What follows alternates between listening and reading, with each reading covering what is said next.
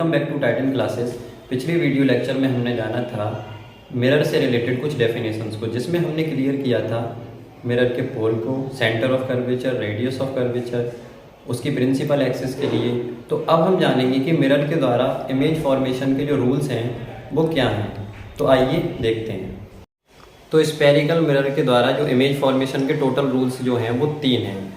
इनमें से हम किन्हीं 2 रूल्स को फॉलो करके कोई भी इमेज को बना सकते हैं। तो जो 3 रूल्स जो हैं वो देखते हैं क्या है। तो देखो,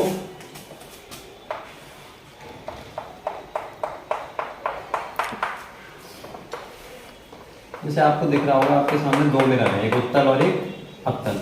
तो इसमें देखो क्या होता है, ये इसकी प्रिंसिपल एक्सिस हो गई इनकी।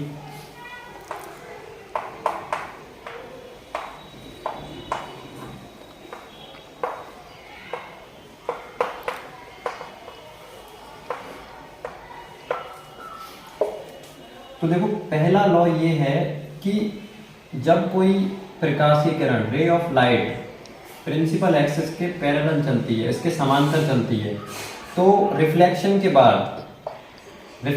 बाद प्रिंसिपल फोकस से होकर जाती है, मुख्य फोकस से होकर जाती है। ठीक है।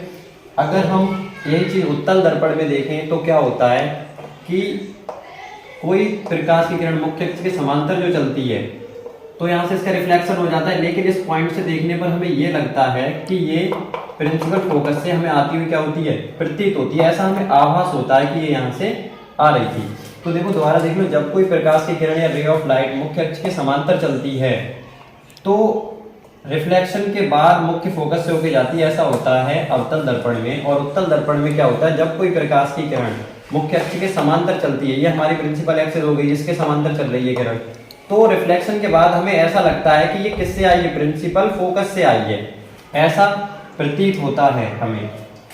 तो आइए देखते हैं दूसरा नियम क्या कहता है। दूसरा नियम हमारा ये है कि जब कोई प्रकाश की किरण, अवतल दर्पण में बता रहा हूं, जब कोई प्रकाश की किरण दर्पण की वक्रता केंद्र से होकर जाती है, सेंटर ऑफ कर्वेचर से होकर जाती है, जैसे इसे हम मानते हैं C और ये F।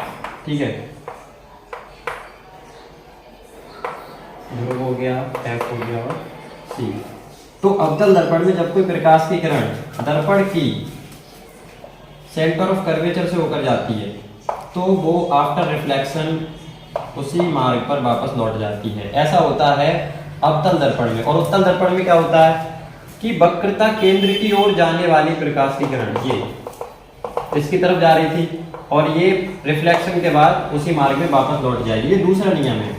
तो देखो, दोबारा देख लो इसको। देखो क्या होता है, जब कोई प्रकाश की किरण अवतल दर्पण में उसके वक्रता केंद्र से होकर जाती है तो परावर्तन के बाद उसी माध्यम में, उसी मार्ग में वापस लौट जाती है। और उत्तल में क्या होता है कि वक्रता केंद्र की तरफ जाने वाली प्रकाश की किरण परावर्तन के बाद उसी मार्ग में वापस लौट जाती है। तो ये था हमारा दूसरा नियम। आइए देखते हैं तीसरा नियम क्या कहता है। तीसरा नियम हमारा ये है कि अवतल दर्पण में मुख्य फोकस से होकर जाने वाली प्रकाश की किरण या उत्तल दर्पण में मुख्य फोकस की ओर जाने वाली प्रकाश की किरण परावर्तन के बाद, रिफ्लेक्शन के बाद क्या होता है, मुख्य अक्ष के समांतर हो जाती है।